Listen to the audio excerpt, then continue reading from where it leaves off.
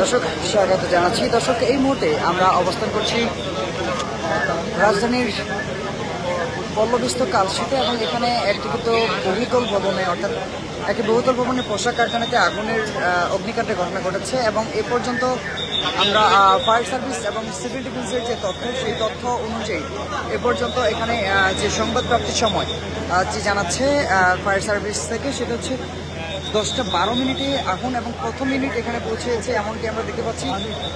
10টা 20 মিনিটে এ পর্যন্ত এখানে ফায়ার সার্ভিসের সাতটি ইউনিট কাজ করছে বলে আমরা দেখতে পাচ্ছি এবং কর্মরত জনবল সংখ্যা রয়েছে 70টি এবং এই ইনসিডেন্ট কমান্ডার হিসেবে আছেন মোহাম্মদ সালেউদ্দিন।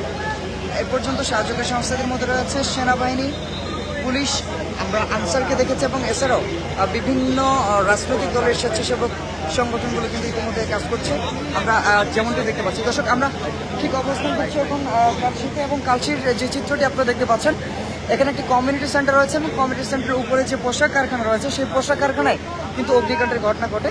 আমরা ঠিক এই মুহূর্তে অবস্থান করছি। এখন পর্যন্ত কিন্তু এখানে দেখা যাচ্ছে এখানে ফায়ার সার্ভিস, সিভিল ডিফেন্স সহ এখন পর্যন্ত বিভিন্ন আইন প্রয়োগকারী সংস্থা, সেনাবাহিনী সহ যোগদান করেছে। দর্শক, আমরা সরাসরি যুক্ত করেছি আপনাদেরকে সেই ঘটনাস্থল থেকে। আজ রাত 10টার দিকে ছয়তলা এই বাণিজ্য ভবনের ছয়তলাতে আগুন লাগে এবং শেষ খবর পাওয়ার জন্য ফায়ার সার্ভিসের আমরা দেখতে পাচ্ছি 7টি ইউনিট এখানে কাজ করছে।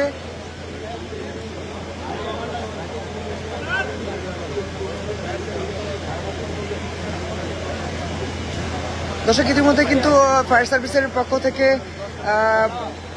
নিয়ন্ত্রণ কক্ষের ফায়ার সার্ভিসের যে নিয়ন্ত্রণ কক্ষ রয়েছে কর্মকর্তা রাকিব আল হাসান ইতিমধ্যে দেশের একটি গণমাধ্যমকে জানিয়েছেন যে এখানে 10টি ইউনিট কাজ করছে।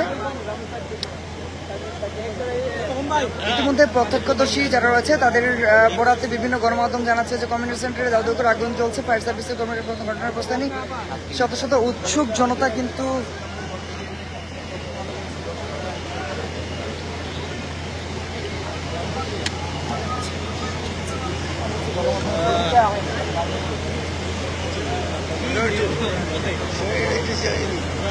দর্শক, আপনারা কিন্তু যে চিত্রটি এখন দেখতে পাচ্ছেন এই চিত্র কিন্তু আসলে এখানে যারা আইন প্রয়োগকারী সংস্থা আছে অর্থাৎ অগ্নি নির্বাপন কাজ যারা করছেন তাদেরকে কিন্তু এখানে উৎসুক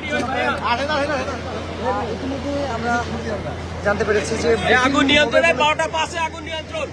দর্শক, ইতিমধ্যে আমরা দেখতে পাচ্ছি যে ফায়ার সার্ভিসের একজন কর্মকর্তা মোহাম্মদ তালহা জানাচ্ছেন যে এখানে আগুন নিয়ন্ত্রণে এমনটি তিনি জানিয়েছে 12টা 5 মিনিটে